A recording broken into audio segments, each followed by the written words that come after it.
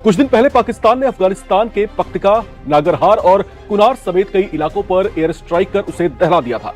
उसके बाद से ही अफगानिस्तान की तालिबान सरकार खामोश थी। वो खामोशी अब जोरदार बम धमाकों और पाकिस्तानी सैनिकों की चीखों से टूट गई है। अफगानिस्तान ने पाकिस्तान पर देर रात हमला किया। ये बड़ा हमला पाकिस्तान पर किया गया है। कुनार प्रांत में तालिबान लड़ाकों के हमले में पाकिस्तानी सेना के 55 जवान मारने का दावा भी तालिबानी लड़ाकों ने कर दिया है। अफगानिस्तान ने पाकिस्तान का भूत उतार दिया है। अफगानिस्तान के तालिबान लड़ाकों ने पाकिस्तान को ऐसी चोट दी है जिसकी उसे उम्मीद नहीं थी। ये सब प्रोपेगेंडा है। ये कह रहे हैं हम अफगानिस्तान की सरजमीन को दहशतगर्दी के लिए इस्तेमाल नहीं होने देंगे। अगला जुमला इनको कहना चाहिए था, क्योंकि वो ठेका हमने लिया हुआ है। दहशतगर्दी सिर्फ पाकिस्तान की मोनोपोली है, किसी को इजाजत नहीं देंगे। वो भाई, पाकिस्तान और अफगानिस्तान के बीच भीषण युद्ध छिड़ गया है। पाकिस्तानी सेना ने अफगानिस्तान के कई ठिकानों पर हवाई हमले किए, जिसके बाद तालिबान ने पाकिस्तान को निशाना बनाते हुए ताबड़तोड़ जवाबी हमले शुरू कर दिए हैं। दोनों देशों के बीच हालात लगातार बिगड़ते जा रहे हैं। अफगानिस्तान की सेना पाकिस्तान पर किस कदर कहर बनकर टूट रही है, इसका अंदाज़ा इसी से लगाया जा सकता है कि उसने कुछ ही घंटों के भीतर किए गए ऑपरेशन में पाकिस्तानी सेना के 55 से ज़्यादा सैनिकों को ढेर कर दिया है। तालिबान ने पाकिस्तान की कई सैन्य चौकियों को उड़ा दिया है और कईयों पर कब्जा कर लिया है। इसके अलावा तालिबान ने कई पाकिस्तानी सैनिकों को जिंदा पकड़ने का भी दावा किया है। अफगानिस्तान ने पाकिस्तान पर लेज़र गाइडेड हमले का वीडियो शेयर करते हुए कहा है कि वह दुश्मन को जहन्नुम भेजने के लिए पूरी तरह तैयार है। यही नहीं, अफगान सेना ने पाकिस्तान के JF-17 लड़ाकू विमान को भी मार गिराया है, जो अफगानिस्तान के हवाई क्षेत्र में घुस आया था। तालिबान की इस तबाही मचाने वाली कार्रवाई से पूरे पाकिस्तान में भगदड़ मची हुई है। पाकिस्तानी सेना घबराई हुई है और PM शहबाज शरीफ व सेना प्रमुख आसिम मुनीर के होश उड़े हुए हैं। और मेरे फेवरेट ख्वाजा आसिफ ने कहा है कि अब ये दमादम मस्त कलंदर है। ये मैं टर्मिनोलॉजी जोक में इस्तेमाल नहीं कर रहा। ये पाकिस्तान के डिफेंस मिनिस्टर ने अपनी स्टेटमेंट देते हुए ये बात कही है। उन्होंने कहा है कि दमादम मस्त कलंदर। ये देखिए, यहाँ पे उन्होंने कह दिया कि पाकिस्तान और अफगानिस्तान के बीच अब ये जो जंग है ये दमादम मस्त कलंदर है। हमारी तुम्हारी खुली जंग है।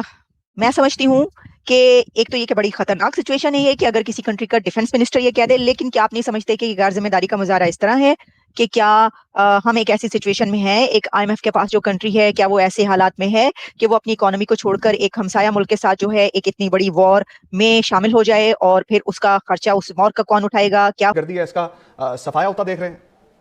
कुछ लोग ना बड़ा अंडर एस्टिमेट करते हैं। ये नरेंद्र मोदी ने भी गलती की थी पाकिस्तान को अंडर एस्टिमेट करने की।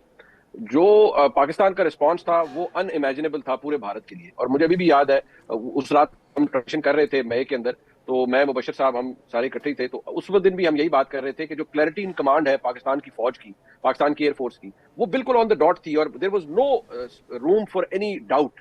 हर बंदा क्लियर पता था कि पाकिस्तान का रिस्पांस क्या होगा, और जितना ब्रूटल रिस्पांस पाकिस्तान का था विद इन आवर्स, वो शायद भारत को हमेशा याद रहेगा। यही गलती ज़बीउल्लाह मुजाहिद भी करता है, यही गलती अफगानिस्तान के अंदर बैठे हुए TTA के प्लानर्स भी करते हैं कि वो पाकिस्तान को बड़ा मिसरीड करते हैं।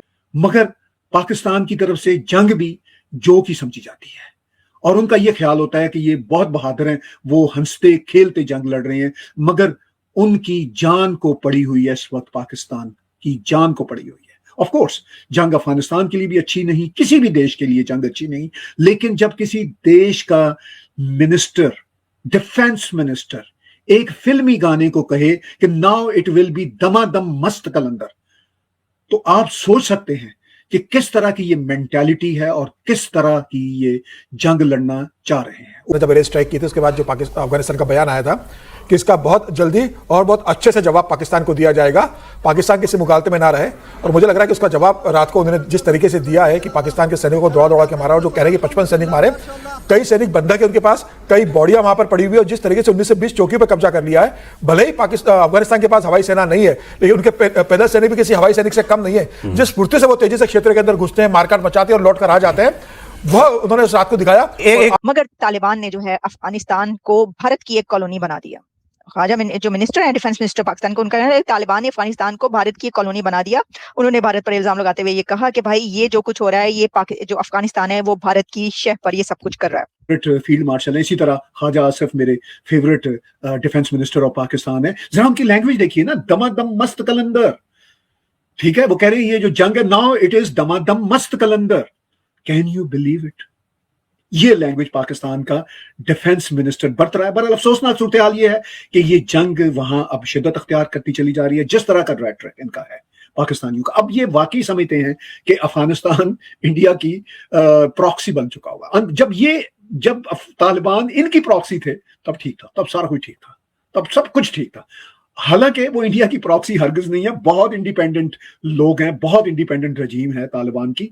उनके जो जियो स्ट्रेटेजिक इंटरेस्ट हैं या जियो पॉलिटिक्स जो है वो अब इंडिया के साथ अलाइन कर रही है। और पाकिस्तान जिस तरह की लैंग्वेज इनके खिलाफ बरत रहा है, जिस तरह के काम इनके खिलाफ कर रहा है, तो उसके बाद वो ऑफ कोर्स इंडिया के साथ और अलाइंड होंगे। ये रुक जाए, ये भी पॉसिबिलिटी है कि रुक जाए, लेकिन मैं आपको एक और बात बता दूं, ये फिर होगी और एक ऐसी वॉर होगी जो चलेगी फिर।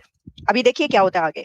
लेकिन इसके अंदर आप पकड़िए उन जर्नैलों को, आप पकड़िए उन पॉलिटिशियंस को, आपको घेरना चाहिए और पकड़ना चाहिए उन लोगों को पाकिस्तान में जो कि अफगानिस्तान के नाम पर एड लेकर, पैसा लेकर बोरियां भरते रहे हैं, अपने घरों की तिजोरियां भरते रहे हैं, अपने बैंकों के खजाने भरते रहे हैं, बैंक बैलेंसेस में इजाफा करते रहे हैं। स्विस बैंक के अकाउंट जिस जर्नैल या पॉलिटिशियन या कोई भी बड़ी अथॉरिटी उसके पास है तो उसको जाकर आप चेक कीजिए कि वहां पर पैसा कहां कहां से आता रहा है। देखिए, अफगानिस्तान के नाम पर पहले पैसा खाते रहे आप लोग, पेट भर के खूब दिल लगाकर आपने जो है ना उस जितनी भी मतलब स्विस बैंकों में जनरल अख्तर अब्दुर्रहमान से लेकर कितने बड़े बड़े जर्नैलों से लेकर पॉलिटिशियंस तक जिनके बैंक अकाउंट सामने आए, जब वो सारे स्कैंडल सामने आते रहे स्विस बैंक का और इसके अलावा जितने भी, उसमें पता चलता रहा जी इसने इतने पैसे लिए किस तरह, एड के नाम पर।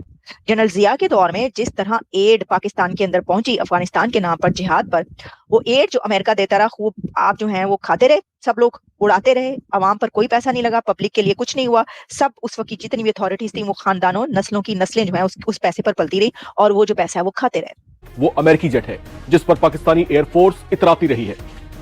अब ये वही फाइटर जेट है जो पाकिस्तानी एयरफोर्स की मुख्य ताकत का हिस्सा भी है। ऐसे में F-16 फाइटर जेट का गिरना पाकिस्तान के लिए सिर्फ झटके वाली बात नहीं, बल्कि पाकिस्तान ने अमेरिका की भी फजीहत करा दी है, जिसने तालिबानों के हाथों F-16 फाइटर जेट को शिकार होने दिया और उसे बचा नहीं पाए। और सफारती सतह पे इसके ऊपर एक ऑफेंसिव लॉन्च करने की जरूरत है। बताएं दुनिया को कि ये क्या कर रहे हैं। ये 1998 से लेकर 2001 तक का जो तालिबान रजीम था उससे ज्यादा खतरनाक है। जरूरी नहीं कि 9/11 होगा तो उसके बाद होश आएगी कि कितनी खतरनाक रजीम है। मुल्ला उमर से ये ज्यादा खतरनाक है। जो आज वहां पे ग्रुप्स बैठे हैं उनको कौन कौन किस तरीके से इस्तेमाल करता है, वो पूरे खत्ते के लिए एक आग लगा के बैठ सकते हैं अगर वो चाहें तो। और इनको इस्तेमाल किया जा रहा है और इस्तेमाल किया जाएगा। हम सिर्फ इंडिया पे फोकस ना रहें, हम ईरान को देखें, हम ताजिकिस्तान और उज्बेकिस्तान को देखें, हम चाइना को देखें किस तरीके से इफेक्ट कर रहा है। क्या बावर कराना है? बावर ये कराना है कि इस निजाम हुकूमत, इस रजीम के तहत अफगानियों को उनके हकूक नहीं मिल रहे। बिल्कुल, इसमें सबसे पहले ये तस्लीम करना पड़ेगा कि जंग शुरू हो चुकी है और दुश्मन की कोशिश है कि एक लंबी जंग में पाकिस्तान को उलझाया जाए। पाकिस्तान एक लंबी जंग का मुतहम्मिल नहीं हो सकता। इस कज़िये को यहीं पे ख़त्म करना पड़ेगा। उसके लिए 4-5 स्टेप्स हैं जो मैं बता देता हूँ। पहली चीज़, नाकाबिले तस्खीर दिफा। ये कैसे मुमकिन है कि लोग हमारे बीच में अभी तक बैठे हैं जो यहीं से उठ के हमारे खिलाफ कोई एक्शन ले लेते हैं? ये कैसे मुमकिन है कि लोग बॉर्डर पास आ जाते हैं और आकर जो मर्जी चाहे जहां पर छुप जाए, उसके बाद जो मर्जी अपना एक्शन करते हैं, ऑपरेशन करते हैं और फिर हमें नुकसान पहुंचा के चले जाते हैं। यानी ख्वाजा आसिफ के ये बयानात, पाकिस्तान आर्मी के ये जो अटैक्स हैं अफगानिस्तान के अंदर, उसकी सोवरेंस जो हैसियत है उसको चैलेंज करते हुए, ये अफगानिस्तान को इंडिया के मजीद करीब लाएंगे। ऑब्वियस है, ऑब्वियस। अब कह रहे हमने दोस्त मुल्कों से कहा कि जी मामला तय कर दें, ये इंडिया के ना आए जाल में। भाई वो इंडिया के जाल में कहां आ रहे हैं? वो इंडिया के साथ उनके जियो स्ट्रेटेजिक, जियो पॉलिटिक्स जो है वो अलाइन कर रही है और पाकिस्तानी उसको मजीद पुश कर रहे हैं, तालिबान रजीम को और अफगानिस्तान को पुश कर रहे हैं। इसीलिए हामिद करजाई जो तालिबान के नुमाइंदे नहीं है, उन्होंने आज कहा है, जो फॉर्मर प्रेसिडेंट, उन्होंने कहा है कि पाकिस्तान को अफगान फौज कड़ा जवाब देंगे और इनको जो है भुगतना होगा। तो ये तो हामिद करजाई भी कह रहे हैं, ये फीलिंग अब सिर्फ तालिबान की नहीं है, सारे अफगान की है। और Pakistan is responsible for creating this environment there. खौफ में आए पाकिस्तान के रक्षा मंत्री ख्वाजा आसिफ ने अफगानिस्तान के साथ युद्ध का ऐलान कर दिया है। लेकिन इसी बीच भारत के सबसे पुराने दोस्त रूस ने अफगान पाकिस्तान तनाव में धमाकेदार एंट्री ली है। खबर है कि पाकिस्तान और अफगानिस्तान के बीच शुरू हुई इस भीषण जंग पर रूस ने मध्यस्थता की पेशकश की है। रूस ने कहा है कि वह दोनों पक्षों से बातचीत कराने के लिए तैयार है। उधर पाकिस्तान के डिप्टी पीएम और विदेश मंत्री इशाक डार ने अचानक सऊदी अरब के विदेश मंत्री प्रिंस फैसल बिन फरहान को फ़ोन करके मदद की गुहार लगाई है। दरअसल पाकिस्तान और सऊदी अरब के बीच हाल ही में एक रक्षा समझौता हुआ था, जिसमें कहा गया था कि पाकिस्तान पर हमला सऊदी अरब पर हमला माना जाएगा। लेकिन डील के बाद जब सऊदी ने पाकिस्तान को परखा तो पाकिस्तान उस पर खरा नहीं उतर पाया था। अब कहा जा रहा है कि सऊदी अरब पाकिस्तान के लिए तालिबान के खिलाफ खड़ा नहीं होगा। पाकिस्तान ने न केवल सऊदी अरब बल्कि दुनिया के कई और देशों से इस लड़ाई को रुकवाने की गुहार लगाई है। पाकिस्तानी विदेश मंत्री ने ओमान और कतर के नेताओं से भी अनुरोध किया है कि वे अफगान सेना को और ज़्यादा हमले करने से रोकें। यानी साफ है कि अफगानिस्तान के भीषण हमलों के आगे पाकिस्तान घुटनों पर आ गया है।